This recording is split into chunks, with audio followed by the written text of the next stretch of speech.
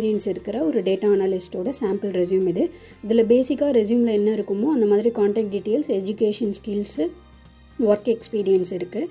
So இந்த ரெஸ்யூமை நம்ம வந்து ChatGPTயில் அப்லோட் பண்ணி இதில் இன்னும் என்னென்னலாம் இம்ப்ரூவ்மெண்ட் பண்ணணும் அப்படிங்கிறத வந்து நம்ம இப்போ வந்து பார்க்க போகிறோம்.